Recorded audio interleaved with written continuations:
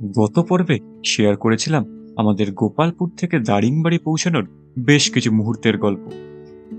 আজকের এই পর্বে থাকবে দারিংবাড়ির সেই শান্ত সকাল, কিছু অচেনা পথ, এমনকি এক ছোট্ট ট্রেকিং এর শেষে হঠাৎ করে পাওয়া এক সুন্দর জলপ্রপাত।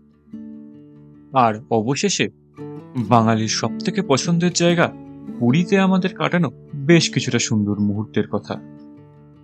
সমুদ্র, পাহাড়, ঝর্ণা আর যে কত কি অপেক্ষা করছে। তাহলে চলুন শুরু করা যাক আজকের এই যাত্রা।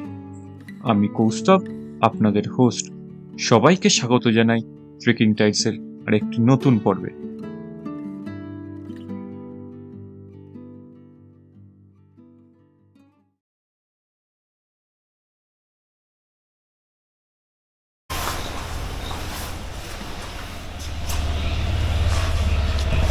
সকাল তখন 6:30। ব্যালকনির দরজাটা খুলতেই দেখি চারপাশটা কুয়াশায় পুরো ঢেকে গেছে। একদম শান্ত পরিবেশ, শুধু ঠান্ডা হাওয়া আর কুয়াশার মধ্যে ধীরে ধীরে জেগে উঠছে এই পাহাড়ি জায়গাটা। নভেম্বরের সকালে দারিংবাড়ির আবহাওয়াটা একদমই অন্যরকম। Good morning from Daringbadi, day 2। পুরো দেখো চারদিকে পুরো কুয়াশায় ঢাকা। এই দিকটা কিচ্ছু বোঝা যাচ্ছে না, 100 মিটারের মধ্যেও কি আছে কিচ্ছু বোঝা যাচ্ছে না। এদিকে এত কুয়াশা, শীতকালে কুয়াশা এখানে যে বলে যে বরফ পড়ে না, কেমন ঠান্ডা। আমাদের যে কুয়াশাগুলো নামে নিচে এগুলোই সব শিশিরের মতো জমে থাকে। জমে থাকে, তো ওই জন্য বলে বরফ। The weather is too good. কাল নেমে আমরা এতটা ঠান্ডা বুঝতে পারিনি, যতটা রাত্রিরে বুঝতে পারলাম আর সকালে বুঝতে পারলাম। নেমে ঠান্ডাটা সেরকম ফিল হয়নি, তো আজ সকালবেলা তো বেশ ঠান্ডা। এখন বাজে প্রায় 6:30, কিন্তু ঠান্ডা বিশাল। কুয়াশা ভরা সুন্দর সকালটা উপভোগ করার পর এবার ব্রেকফাস্ট করার সময়। আজ কিন্তু দারিংবাড়ির আশেপাশে বেশ কয়েকটা সাইট সিন ঘোরার প্ল্যান আছে, তাই দিনের শুরুটা করেছি একটা ভালো ব্রেকফাস্ট দিয়ে। ব্রেকফাস্টে ব্রেড অমলেট আর পুরি সবজি, এই দুটো অপশন ছিল। তো অ্যাট লাস্ট বেরোতে বেরোতে প্রায় অনেকটাই দেরি হয়ে গেছে আমাদের। অলরেডি 10টা বেজে গেছে আমাদের বেরোতে বেরোতে। তো এখন সব কটা পয়েন্টই কভার করার চেষ্টা করবো, যেগুলো মেন মেন পয়েন্ট সেগুলোই কভার করবো আবার আগে।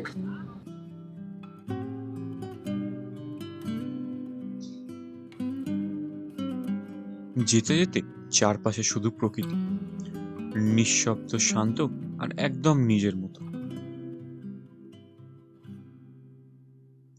দারিংবাড়ির এই পথগুলো যেন আলাদা করেই সুন্দর। সবুজে ঘেরা এই রাস্তা দিয়ে এগোতে এগোতে মনে হয় গন্তব্যের থেকেও এই পথটাই বেশি উপভোগ্য।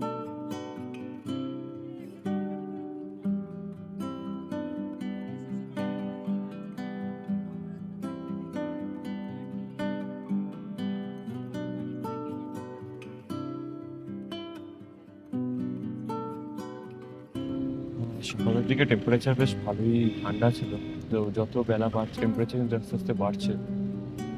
তো এখন মোটামুটি গায়ে পুরোটা জামা ধরেই গরম করছে, জ্যাকেটের তো কোনো প্রয়োজনই হচ্ছে না। সকালবেলায় কিন্তু একটা জ্যাকেটও পরে বেশ আমার ঠান্ডাই লাগছে। তো এখন এখান থেকে আমরা যাচ্ছি মান্দাসুরু ওয়াটারফল। তো মান্দাসুরু ওয়াটারফল এখান থেকে বলবো প্রায় 40 কিলোমিটার। 40 কিলোমিটার যেতে হয় মোটামুটি আরও 1 ঘন্টা 15 মিনিট 20 মিনিট মতো সময় লাগবে। আপনাকে ডে 2তে কিন্তু অনেকগুলো স্পট কভার করতে হবে, তো যত তাড়াতাড়ি সম্ভব হয় আপনি চেষ্টা করবেন হোটেল থেকে বেরোনো। নাহলে আপনাদের কিছু পয়েন্ট হয়তো স্কিপ করতে হতে পারে বা হোটেলে লাঞ্চ করতেও দেরি হতে পারে। তো চেষ্টা করবেন 9টার মধ্যে যদি বেরোনো যায় তো সব থেকে ভালো হয় সেটা। ফ্যামিলি থাকলে তো একটু টাইম এদিক ওদিক হয়েই যায়। তো অ্যাট লাস্ট আমরা নেমে পড়েছি মন্দাসুর ওয়াটারফলে। তো এখান থেকে আবার টিকিট কেটে তারপর নামতে হবে। এখান থেকে নামতে কিন্তু অনেকটা, এখান থেকে লাঠিও নিতে হবে। হ্যাঁ হ্যাঁ, এটা বললো অফ রোডিং, উঠতে কষ্ট হবে, অনেকটা স্লোপ আছে। নিচ থেকে পাবো? ও দেখি কোথায় পাওয়া যায়। কাউন্টার আছে এখানে, এই কাউন্টারে টিকিটের প্রাইস হচ্ছে 10 টাকা করে পার পার্সন যতজন যাবেন। আর এখানে কাউন্টারের পাশেই রাখা আছে এতগুলো লাঠি, তো এই লাঠি নিয়ে আপনাকে নিচে নামতে হবে, কারণ ওনারা যা বললেন স্লোপ অনেকটাই, তো সেই স্লোপ দিয়ে ওঠার জন্য আপনার লাঠির দরকার হতে পারে। চলো, আমরা যেখান থেকে টিকিট কাটলাম সেখান থেকে এটার নিচে প্রায় 200 মিটার যেতে হবে, পুরোটাই অফ রোড। তো রাস্তা এবড়ো খেবড়ো, রাস্তা এরকম এবড়ো খেবড়ো পুরোটাই। এখান থেকে একটা জলের আওয়াজ ভেসে আসছে, আমি জানি না ক্যামেরায় তো মনে হয় আসছে না, এই মাইকে মনে হয় না এই আওয়াজ ক্যাপচার করতে পারছে। এই হচ্ছে স্লোপ কিছুটা, অনেকটা। দেখো তুমি এখান থেকে উপরটা দেখো, বেশ স্লোপ অনেকটা।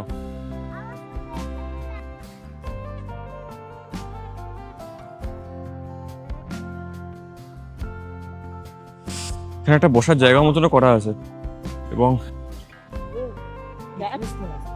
না না আর রাস্তা নেই, আর রাস্তা নেই, এটাই শেষ।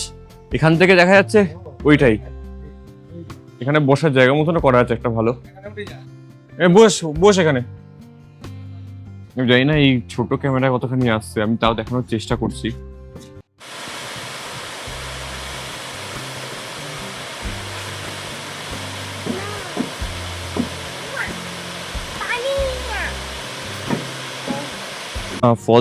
ফলস তো এখানে এই দূরে, কিন্তু ফলস দেখার পর এখান দিয়ে কিন্তু আবার এতক্ষণে উঠতে হবে, যেটা খুবই কষ্টকর। কিন্তু ওয়াটারফলস থেকে উঠে আসার সময় আমাদের চোখে পড়লো আরো একটি রাস্তা, যেটা দিয়ে সরাসরি পৌঁছে যাওয়া যায় ওয়াটারফলসের একদম কাছে।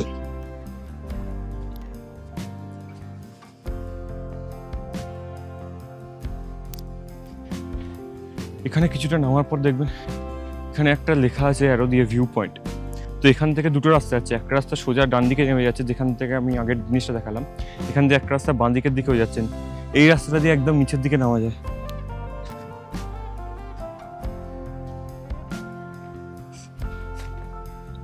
মান্ডাসুরু ওয়াটারফলসের একদম সামনে পৌঁছতে হলে আপনাকে 200 মিটার হেঁটে যেতে হবে জঙ্গলের ভেতর দিয়ে, এমন এক সরু রাস্তা ধরে। চারপাশে শুধু সবুজ আর শান্ত পরিবেশ। এই ছোট্ট পথটুকুর মধ্যেই যেন এক আলাদা অ্যাডভেঞ্চারের অনুভূতি রয়েছে। এই প্রায় চলে এসেছি।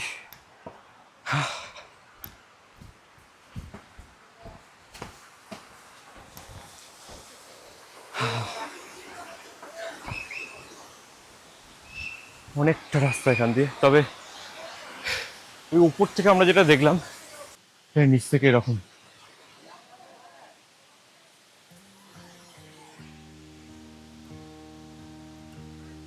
বেশ সুন্দর, নিচ থেকে দেখতে এটা অসাধারণ লাগছে।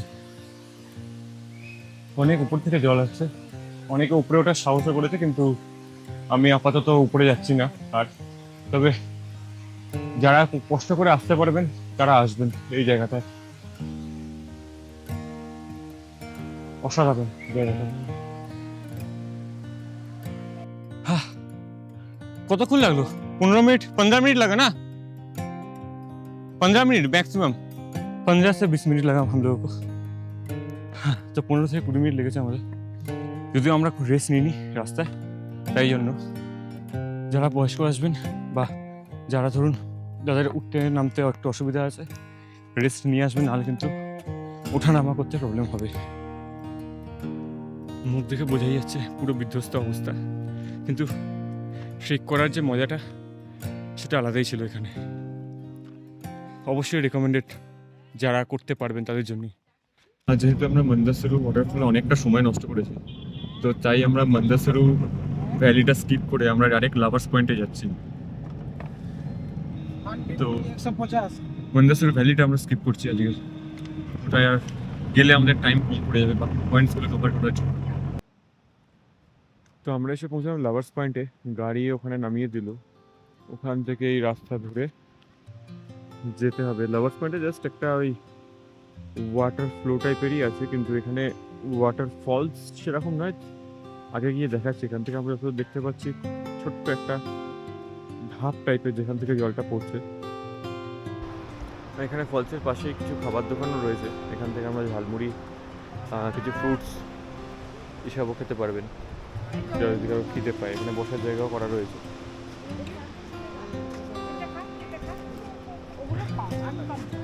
এখানে অনেক কিছু এখানে বিক্রিও হচ্ছে এখানে।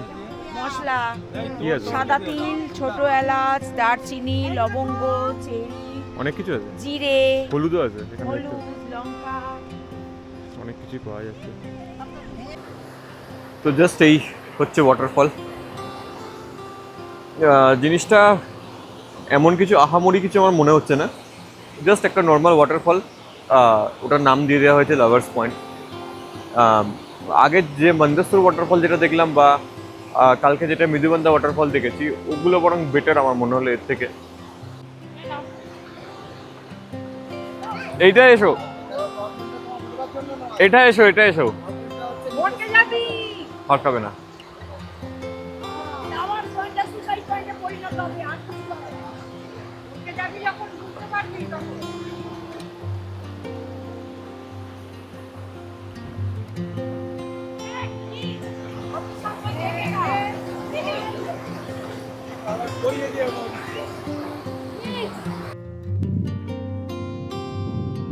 এখানে এসে আনন্দ তো হলোই, এখানে এসে কিন্তু প্রচুর ছবি তোলা হয়ে যায়। তো যারা ফটো প্রেমী তারা এখানে এসে অনেক রকম ছবি তুলতে পারবেন। তো যারা ফটো প্রেমী তারা এখানে এসে কিন্তু বেশ অনেক রকমই ছবি তুলতে পারবেন। ছবি তোলার জন্য কিন্তু এটা আইডিয়াল স্পট। তো আমরা অনেক ছবি তুললাম, তুলে এবার যাচ্ছি গাড়ির দিকে। হয়তো বোধহয় নেক্সট এবার হোটেলেই যাবো, জানি না, দেখি কোথায় আছে। আর রাস্তায় এমু বার্ড স্যাংচুয়ারি একটা বোধহয় পড়বে, তো সেটাতে আমরা যাবো না, সেটা স্কিপ করছি। দেখি আর যদি কোনো ডেস্টিনেশন থাকে, নাহলে straight to hotel for lunch. Lovers point থেকে ফেরার সময় চোখে পড়ল দারিংবাড়ির এই হিল ভিউ পার্ক। তাই ভাবলাম হোটেলে ফেরার আগে এখানটাও একবার দেখে নেওয়া যাক। এখন প্রায় বাজে বেলা 2টো। তো এখানে টয় ট্রেনও আছে, টয় ট্রেন রাইড। আমার মনে হয় এটা জাস্ট বাচ্চাদের জন্য, জাস্ট এক রাউন্ডে এরা এখন রং করছে এখানে। তো 20 টাকা করে পার টিকিট টয় ট্রেনে।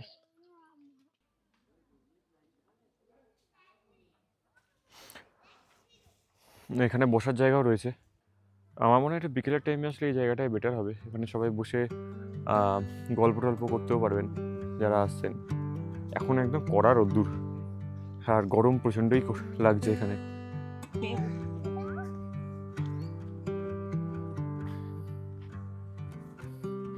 অলরেডি একজন উঠে পড়েছে, আর একজন কোথায়? আচ্ছা,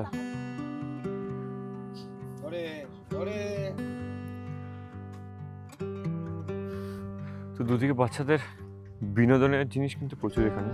তো বাচ্চাদের আনলে ওরা বেশ মজাই পাবে এখানে।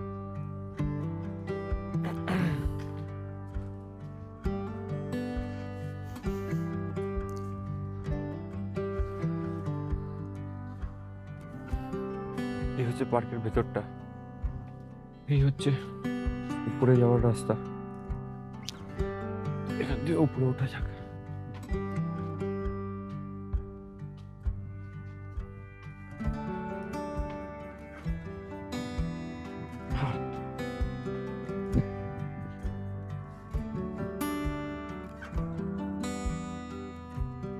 বেশ ভালো লাগে দেখতে উপর থেকে পার্ক।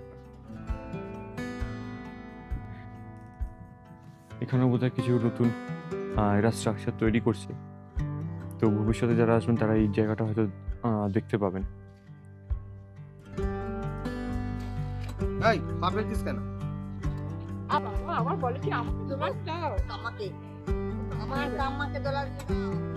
পার্ক এদিকে, হিল ভিউ পার্ক থেকে বেরিয়ে তার উল্টো দিকেই হচ্ছে নেচার পার্ক এখানে। তো নেচার পার্কে আমরা আর ঢুকছি না, নেচার পার্কে ঢোকার টাইমও নেই এখন, বোধহয় বন্ধও আছে, যাই না, গেটে তো কাউকে দেখতে পাচ্ছি না। তো আমরা নেচার পার্কটাও স্কিপ করছি। যাদের কাছে টাইম থাকবে তারা নেচার পার্কে ঢুকতে পারেন। ওখানে বাটারফ্লাই গার্ডেন বলে ওরা এটাকে, এবং ওখানে অনেক গাছ আছে, অনেক রকমের গাছ আছে। তো যারা আসছে তারা ওটাকেও কভার করে নিতে পারে। ঘোরাঘুরি করে মনটা ভরে গেলেও পেটের খিদের টান কিন্তু ঠিকই জানিয়ে দেয় লাঞ্চের সময় হয়ে গেছে। তাই হোটেলে ফিরে এখন লাঞ্চের অপেক্ষা করতে করতে টেবিলে একে একে চলে এলো অনেক রকমের খাবার। লাঞ্চ চলে এসেছে। লাঞ্চ মোটামুটি যা আছে একজনের পক্ষে অনেকটাই বেশি। এটা আমি দেখা একবার লাঞ্চটায় কি আছে। তো এই হচ্ছে আজকের লাঞ্চ আমাদের। লাঞ্চে মোটামুটি এখানে আছে ভাত, আলু ভাজা, হচ্ছে ডাল, শুক্তো, আলু ফুলকপির তরকারি, চাটনি, এখানে আছে ডিম, এখানে আছে রসগোল্লা। না, একটা জিনিস যেটা জানতে পারলাম যে এখানে আজকে কোনো আদিবাসী সম্প্রদায়ের মানুষ মারা গেছেন, তো যার জন্য মার্কেট বন্ধ, না হলে ওনারা ডিমের জায়গায় মাছ প্রোভাইড করেন।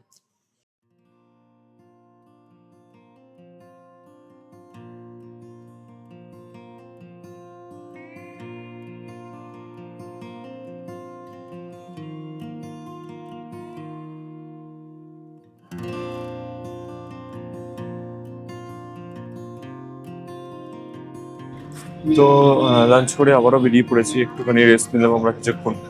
তো কিছুক্ষণ রেস্ট নেওয়ার পর আবারও বেরিয়ে পড়লাম। এখন আমরা যাচ্ছি সানসেট পয়েন্ট। আমরা পাইন ফরেস্টটা স্কিপ করলাম কারণ কারোরই সেরকম এনার্জি নেই। তো আমরা এখন যাচ্ছি সানসেট পয়েন্ট, না আমরা এখন যাচ্ছি কফি গার্ডেন। তো কফি গার্ডেনের পর আমরা যাবো ওখান থেকে সানসেট পয়েন্ট।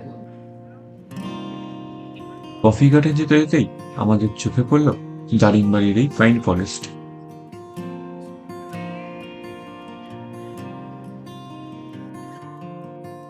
এই হলো দারিংবাড়ির সেই বিখ্যাত কফি গার্ডেন। গেটের ঠিক পাশেই রয়েছে টিকিট কাউন্টার। প্রবেশ মূল্য মাথা পিছু 10 টাকা করে। তো এগুলো হচ্ছে কফি গাছ, এগুলো এখানে কফি প্ল্যান্টেশন হয় এবং এখানে আপনি এর বাইরেও অনেক কফির বিক্রি করছে, কফি পাউডার বিক্রি করছে, গোলমরিচ বিক্রি করছে, অনেক কিছু বিক্রি করছে এর বাইরে। কফি গার্ডেনের টোটাল এরিয়া 57 হেক্টর, যা একদিনে ঘুরে দেখা প্রায় অসম্ভব।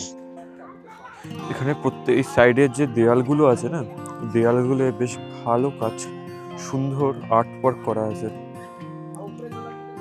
সাইডের দেয়ালগুলো বেশ দারুণ আর্ট ওয়ার্ক করা। তো জায়গাটা বেশ বড় এবং ঘুরতে অনেকক্ষণই সময় লাগবে আপনাদের। তো আপনারা যারা আসবেন, আলো জ্বলে গেল এখানে। এখন বাজে সন্ধ্যে 4:30। তো অলরেডি আলো জ্বলে গেল এখন। তো হ্যাঁ, যেটা বলছিলাম, তো আপনারা যারা আসবেন তারা মোটামুটি ধরে রাখতে পারেন যে এটা পুরোটা কমপ্লিট করতে আপনার 30 থেকে 40 মিনিট তো আরামসে লাগবে, যদি আপনারা পুরোটা ঘোরেন। এখানে কিছু একটা ইন্ডিকেশন দেয়া ছিল যেটা অলরেডি উঠে গেছে।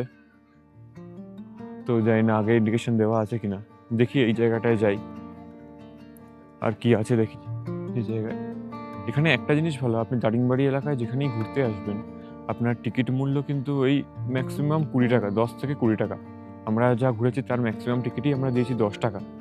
তো যেখানেই যাচ্ছি মোটামুটি ওই 10 আর 20-র মধ্যেই, খুবই পকেট ফ্রেন্ডলি প্রাইস এগুলোর। সেই বাইরের এখানে ফরেনার বলুন বা এর বলুন, তার জন্য আলাদা কোনো চার্জ নেই আমি যতদূর জানি। তো খুবই পকেট ফ্রেন্ডলি জিনিসটা। তো স্পেশালি আপনি যখন এতখানি ট্যুর করে আসছেন, 10 টাকা ইজ ভেরি রিজনেবল। তো এর ভিতরেই এখানে কফি গাছে, এখানে কপি গাছে কপির চারা আর গোলমরিচের চারা বসানো আছে এর ভেতরে। তো এগুলো বোধহয় ওনারা জাস্ট এই শীত পড়ার সময় বসান এগুলো। তো হাতে যেহেতু সময় খুবই কম, তো আমরা জাস্ট এই ভেতরের ক্যাফেটা অবধি গেলাম, তারপরে আবার বেরিয়ে যাচ্ছি, কারণ না হলে আমরা সানসেটটা মিস করব। তো সানসেট পয়েন্ট, তো আপনারা যদি আসেন হাতে সময় নিয়ে আসবেন, ভালো করে ঘুরতে পারবেন। যদি সব কিছু জানতে চান জানতে পারবেন এখান থেকে। তো এখানে ম্যাক্সিমামটাই দেখলাম কফি আর গোলমরিচ, তা বাদে তো ওটা বাদ দিয়ে এখানে আর কিছু সেরকম দেখলাম না আমি। তো কফি আর গোলমরিচটাই এখানে ম্যাক্সিমাম চাষ হয়, এখানে প্ল্যান্টেশন করা কফি আর গোলমরিচের ম্যাক্সিমাম। তো কফি গার্ডেন থেকে আমরা এখন বেরিয়ে গেছি। আমার ইচ্ছে ছিল কফি গার্ডেনের উল্টো দিকে, আমি দেখেছিলাম ভিডিওতে যে একটা দোকান আছে ওখানে কফি খুব ভালো, কিন্তু যেহেতু আমরা জাস্ট লাঞ্চ করেই এলাম আর পেটে এখন জায়গা নেই অন্য কিছু খাবার, তো আমরা কফিটা স্কিপ করলাম। কফি আর ওই দোকানে ভাজাভুজি শুনেছি খুব ভালো হয়। তো যাই হোক, এখন যাচ্ছি আমরা সানসেট পয়েন্টের দিকে। এখান থেকে 7 কিলোমিটার সানসেট পয়েন্ট। তো সানসেট পয়েন্টে এলাম, জাস্ট আমরা নামতে নামতেই ইটস অলমোস্ট দ্য টাইম। হ্যাঁ হ্যাঁ, তো আমরা জাস্ট ইন টাইম সানসেট পয়েন্টে ছিলাম। জাস্ট নেমেছি আর সূর্যটা ডুবে গেল। বোধহয় নেমে আমরা 5 মিনিটও দাঁড়ায়নি। আমরা নামলাম, 2 মিনিটের মধ্যে জাস্ট ভিডিও করলাম, করে উঠে পড়লাম। বেশিক্ষণ ছিলামও না মানে। তো আমরা জাস্ট ইন টাইম সানসেট পয়েন্টে, আর 1-2 মিনিট যদি কফি গার্ডেনে আমরা এক্সট্রা নিয়ে নিতাম তো সানসেট পয়েন্ট আমরা মিস করতাম। এটা হলো দারিংবাড়ির বিখ্যাত কসম শপ। এখানে দারিংবাড়ির হলুদ কফি থেকে শুরু করে আরো অনেক রকমের লোকাল প্রোডাক্ট পাওয়া যায়। দোকানে আসার সাথে সাথে একটা যে অথেন্টিকেট হলুদের গন্ধ, সেটা কিন্তু বেশ ভালোই নাকে লাগছে। শুধু হলুদ বলবো না, কফিরও গন্ধ এখানে পাচ্ছি আমি, কিন্তু হলুদের গন্ধটা মেন। যেহেতু দারিংবাড়ির হলুদ ট্রেডমার্ক এখানে ফেমাস খুব, তো এখানে হলুদের গন্ধটা কিন্তু বেশ নাকে লাগছে।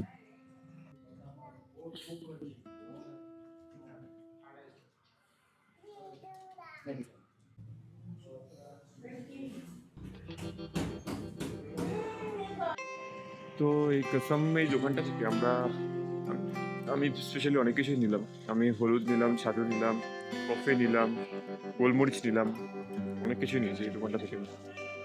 বিকেলে ওনারা কিছু স্ন্যাক্স প্রোভাইড করেন না। স্ন্যাক্সে আপনার শুধু চা আর বিস্কুটটাই আছে। স্ন্যাক্স যদি কিছু অর্ডার করতে চান তাহলে আপনাদের ওই যে রুমের যে মেনু কার্ড আছে ওখান থেকে অর্ডার করতে হবে, ওটা এক্সট্রা চার্জ।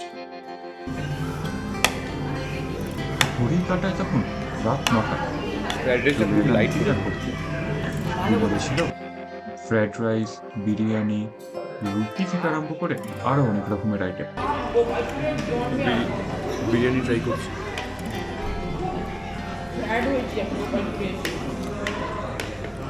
মোটামুটি খেতে বিরিয়ানিটা খুব একটা ভালো না, মোটামুটি।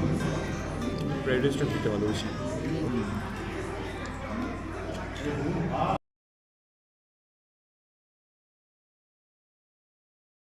Good morning from day 3 at Daringbadi. আজকে আমাদের দারিংবাড়িতে তৃতীয় দিন, আর আজ এখান থেকে চলে যাওয়ার পালা। তো যাওয়ার পথে 2-3টে সাইট সিন করতে করতে আমরা এখান থেকে পুরী যাবো। এখান থেকে পুরী যেতে সময় লাগবে প্রায় 6 ঘন্টা মতো। যারা এই হোটেলে আসবেন তাদের জন্য একটা কথা বলে দিই, এখানে এই হোটেলে ব্যালকনি আছে, কিন্তু শুধু ফার্স্ট ফ্লোরে। সেকেন্ড ফ্লোর বা আমি জানি না, সেকেন্ড ফ্লোর অব্দি বোধহয় লাস্ট। তো সেকেন্ড ফ্লোরে কিন্তু কোনো ব্যালকনি নেই। তো যারা ব্যালকনির ভিউ এনজয় করতে চায় তাদের জন্য ফার্স্ট ফ্লোরই বেস্ট। আজ আমাদের কভার করতে হবে অনেকটা ডিস্টেন্স, তাই সময় নষ্ট না করে চটপট চলে এলাম ব্রেকফাস্ট সেরে নিতে। সময় এসে গেল দারিংবাড়ির এই শান্ত জায়গাটিকে বিদায় জানানো। কয়েকটা সুন্দর মুহূর্ত আর স্মৃতি নিয়ে এবারে রওনা দিলাম আমাদের পরের গন্তব্য পুরীর উদ্দেশ্যে। তবে তার আগে দারিংবাড়ি থেকে পুরী যাওয়ার এই পথে রয়েছে বেশ কিছু আরো সাইট সিন। 1.5 ঘন্টা পথ অতিক্রম করে আমরা এখন এসে পৌঁছেছি খুন্টেশ্বরী মাতার টেম্পেলে। হ্যাঁ, শর্ট রুটটা কিন্তু খুবই স্টিফ রোড, তো অনেকেরই একটু প্রবলেম হয়েছে। তো এখানে আমাদের এদিকে আছে খুন্টেশ্বরী টেম্পল, আর তার অপোজিটে উপরে আছে সিদ্ধেশ্বরী টেম্পল। তো প্রথমে আমরা খুন্টেশ্বরী টেম্পলে যাই।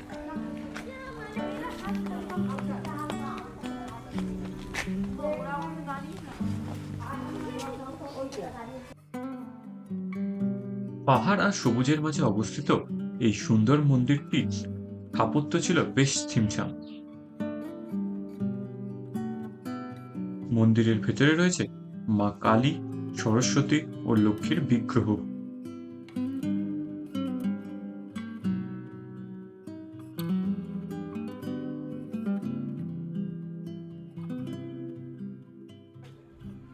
ঠিক উল্টো দিকেই রয়েছে সিদ্ধেশ্বরী মন্দির। মন্দিরের কারুকার্য বেশ নজর করা। মন্দিরের ভেতরে রয়েছে শিব পার্বতীর মূর্তি। তার পাশে রয়েছে 107 শিবলিঙ্গ, এবং মেন শিবলিঙ্গ নিয়ে এটা টোটাল 108।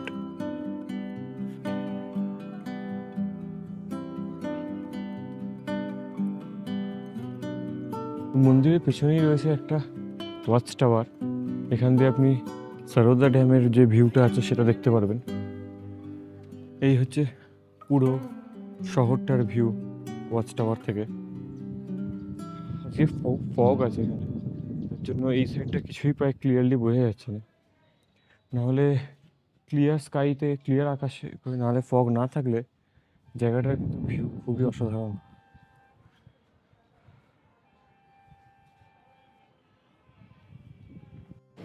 দারিংবাড়ির সাইট সিন এখানেই শেষ।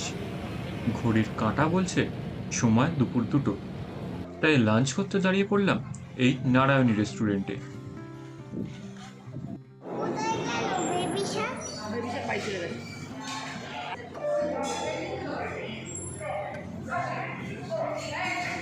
সেদিন লাঞ্চে নিয়েছিলাম চিকেন থালি।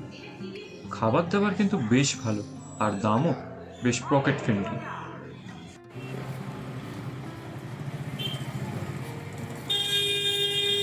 তো এখন বাজে রাত প্রায় 8:30। আমরা পুরীতে এসে পৌঁছেছি প্রায় তখন 6টা বাজে। তারপর এখানে হোটেল বুক করা ছিল না যেহেতু আমাদের, তো হোটেল খুঁজতে খুঁজতে অনেকখানি সময় গেছে। লাস্টে সি বিচের ধারেই আমরা একটা হোটেল পেয়েছি। তো আমি এই রুমটা দেখিয়ে দিই কেমন। এই হচ্ছে দরজা, এই হচ্ছে রুমের দরজা। ঢুকে রুম, হোটেলটা খুব একটা বড় না, এটা কিন্তু বাজেট হোটেল। এটা কিন্তু আহামরি কিছু একটা লাক্সারিয়াস বা মিড রেঞ্জেরও হোটেল নয়। এই হচ্ছে একটা 3জনের শোয়ার মতো একটা বেড আছে। এখানে আপনার একটা প্যাসেজ আছে, একটা আলমারি আছে, একটা মিরর আছে এখানে। এসি রুম কিন্তু এটা, তো আমরা এসি রুমই নিয়েছি। এখানে এসি আছে, টিভি আছে। এই হচ্ছে ওয়াশরুম। ওয়াশরুমটা কিন্তু বেশ বড়, ও আর গিজার আছে, 24 আওয়ার্স গিজার অ্যাভেলেবেল।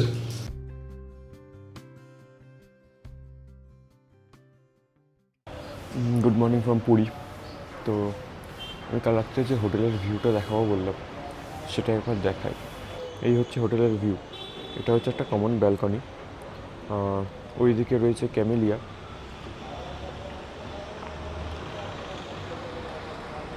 আর এটা হচ্ছে একটা কমন ব্যালকনি। এইদিকে ওই দিকের রুমে অন্য গেস্ট আছে, আর এটা হচ্ছে আমাদের রুম। আর এই এরিয়া, এটা হচ্ছে একটা প্যাসেজ। তো এদিকে 400 থেকে শুরু করে 405, টোটাল 6টা রুম আছে আমাদের। 401 থেকে 405, এই 5টা রুম আমাদের। তো এই যে হোটেলটা দেখালাম, তো এর তো ধরুন এই যে দুটো ঘর, 400 আর 405, এই দুটো ঘর থেকে আপনি ধরুন তবুও জানলা দিয়ে ভিউ দেখতে পাবেন। আর বাকি যে ঘরগুলো আছে সেখানে আপনি ধরুন ব্যালকনি যে আছে, ব্যালকনি দিয়ে আপনি একটা সাইড ভিউ দেখতে পারবেন। তাও ওই খুব সরু, মানে একদমই সরু প্যাসেজ, ওখান দিয়ে যেটুকু ভিউ দেখা যায়। তো ছোটোবেলা থেকে আমরা যেটা শুনে আসতাম যে মধ্যবিত্তদের জন্য পুরী হচ্ছে খুব বাজেট ফ্রেন্ডলি একটা জায়গা সি বিচ হিসেবে, দীঘা, পুরী, এই জায়গাগুলো। তো কালকে অনেকক্ষণ ধরে হোটেল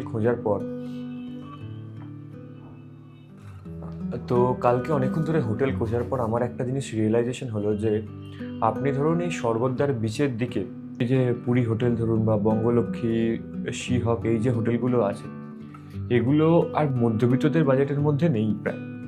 কারণ আমি কালকে যখন সিহকে দাম জিজ্ঞেস করলাম, ডাবল বেডরুম, তো ডাবল বেডরুমের প্রাইস ওরা বললেন, তাও সাইড ভিউ, ফ্রন্ট ভিউয়ের রুম নেই। তো সাইড ভিউয়ের প্রাইস ওরা বললেন 4,500 প্লাস জিএসটি। তো আমার যদি এটা 3 দিন লাগে, তো 3 দিনে তাহলে আমার হোটেল কস্ট এসে যাচ্ছে প্রায়, আমি যদি 4,500 প্লাস জিএসটি, প্রায় ওটা ধরলাম আমি 5,000ই ধরলাম রাউন্ড ফিগার। তো তার কস্ট প্রায় এসে যাচ্ছে আমার 15,000 টাকা 3 দিনে। তো সেটা তো আমি মধ্যবিত্তের বাজেটের মধ্যে হোটেল বলে বলতে পারবো না। তো এই যে হোটেলটা আছে, এটা তবুও মধ্যবিত্ত বাজেটের মধ্যে ধরা যেতে পারে। কিন্তু ওই আর কি, মানে আপনি যদি প্রাইভেট প্রপার্টির সাথে এটার কম্পেয়ার করেন, তাহলে একদমই এটা এই হোটেলের সাথে মানে কোনো কম্প্যারিজনই হয় না। কারণ সেখানে আপনার জিনিসগুলো যতটা নিট অ্যান্ড ক্লিন থাকবে, এখানে তো অতটা নয়। তো তার জন্য পুরী কিন্তু আস্তে আস্তে মধ্যবিত্তদের বাজেটের ওপরেই উঠে যাচ্ছে। আগামী 3-4 বছরেও হয়তো আমরা দেখবো যে পুরীতে আপনি কোনো ঘরই হয়তো 4,000-এর নিচে পাবেন না সি সাইডে। আপনি ভেতরের দিকে ঘর আপনি 1,000 2,000 এরকম প্রাইসে পেয়ে যাবেন, কিন্তু এই সি ফেসিং যে রুমগুলো আছে যেখান থেকে আপনি একদম সি বিচ দেখতে পারবেন, সেই রুম কিন্তু আপনি আর 4,000 আগামী 2-3 বছরের মধ্যে 4,000-এর কমে পাবেন না। কালকে যদিও আমরা দেখলাম যে সব হোটেলগুলোই কিন্তু নতুন করে রিমডেলিং করছে, যেহেতু ডিসেম্বর জানুয়ারি এটা পুরীর একটা টপ সিজন, শীতকালটা। তো এই সময় কিন্তু প্রাইস আর একটু বেশিই থাকবে। আর যারা ধরুন স্যাটারডে সানডে উইকেন্ডে ঘুরতে, ম্যাক্সিমাম লোকই তো ধরুন আপনার উইকেন্ডে যে 2 দিন আছে সেই 2 দিনটাকে হাতে নিয়ে তার সাথে আরেকদিন নিয়ে পুরী ঘুরতে আসে। তো উইকেন্ডে কিন্তু এর দাম কিন্তু নর্মাল উইকডেজের থেকে আর একটু বেশি হয়ে যাবে। উইকডেজে আপনি যদি এই রুম 2,000 টাকায় পান, উইকেন্ডে সেই রুম 2,500 টাকা হয়ে যাবে। এবার ব্রেকফাস্ট সেরে নেওয়ার পালা। পুরীতে আমার কাছে স্বল্প মূল্যে ব্রেকফাস্ট করার ভালো ঠিকানা হলো এই বাজারের রাস্তা সংলগ্ন ইডলি, ধোসা, পেটাই পরোটার দোকানগুলো।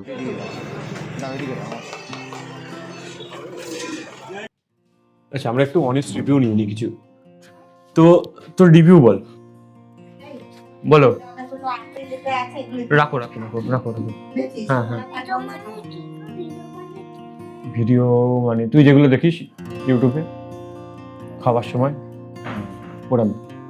ঠিক আছে, কতগুলো কোয়েশ্চেন করবো, ওখানে তাকিয়ে অ্যান্সার দিবি। ঠিক আছে, বল তোর এই যে 3টে জায়গায় ঘুরলি, গোপালপুর, দারিংবাড়ি আর পুরী, তো কোন জায়গাটা বেশি ভালো লাগলো?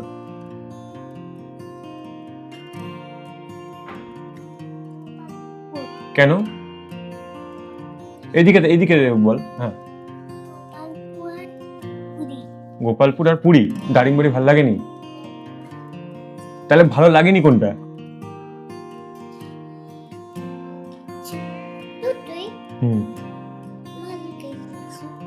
আচ্ছা, দুটোই ভালো লেগেছে। কোন দুটো?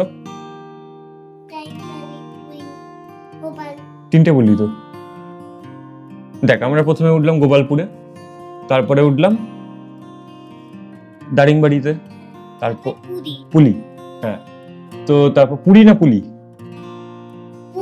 পুরী। আচ্ছা, তো এই গোপালপুরে যেমন ছিল ধর পুরীর ওয়েদারও তেমন, আর দারিংবাড়িতে ঠান্ডা ছিল, তো কোনটা ভালো লেগেছে? কোন দুটো?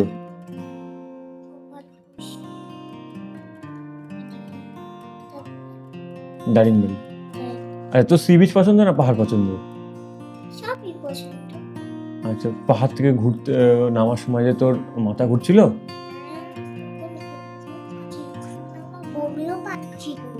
বমি করেছো?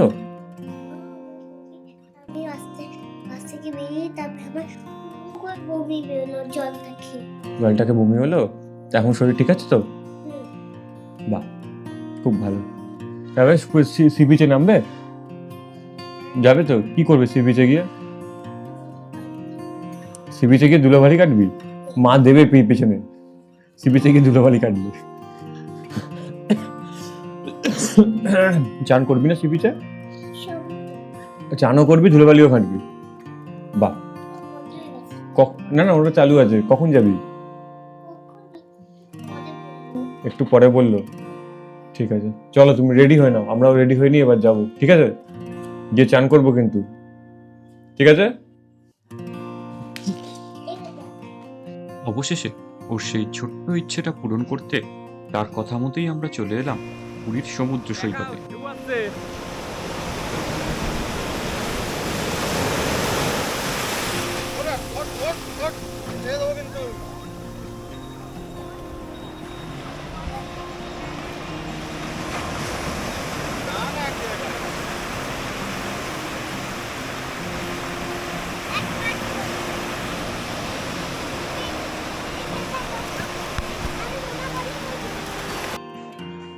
সেদিন দুপুরে লাঞ্চ করতে আমরা চলে গেছিলাম আমাদের হোটেলের ঠিক পাশেই সংস অফ বেঙ্গলে। আমার মতে পুরীতে বাঙালি খাবারের অন্যতম সেরা ঠিকানা এটি। অর্ডার দেওয়ার কিছুক্ষণের মধ্যেই একে একে চলে এলো ভাত, বেগুনি, শুক্তো, ডাল, চিংড়ির মালাইকারি এবং দই কাতলা। খাবারের প্রাইস পকেট ফ্রেন্ডলি না হলেও স্বাদ কিন্তু ছিল খুবই ভালো।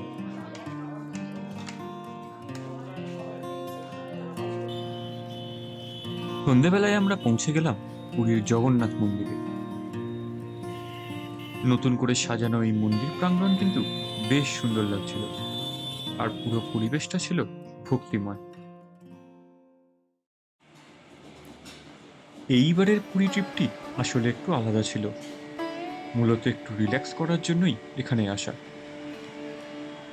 তাই সেইভাবে বাঙালির চোখে পুরীকে পুরোটা দেখানো হয়ে ওঠেনি, অনেক কিছুই ঘোরা হয়নি, অনেক সাইট সিনও বাদ পড়ে গেছে। কিন্তু হয়তো সব ট্রিপেই সবকিছু কভার করা জরুরি না। কিছু ট্রিপের আসল মানে হলো শুধু নিজের মতো করে কিছুটা সময় কাটানো। আর বাঙালির কাছে পুরী হলো এমনই একটা জায়গা যেখানে বারবার ফিরে আসতে ইচ্ছে করে। আমি আবারও আসবো পুরী, আর তখন না হয় পুরীর খুঁটিনাটি সবকিছুই তুলে ধরবো। এইবারের মতো এখানেই শেষ, দেখা হবে আবারও অন্য কোনো ঠিকানায়। ততক্ষণ পর্যন্ত আমি কৌস্তব আজকের মতো সাইনিং অফ।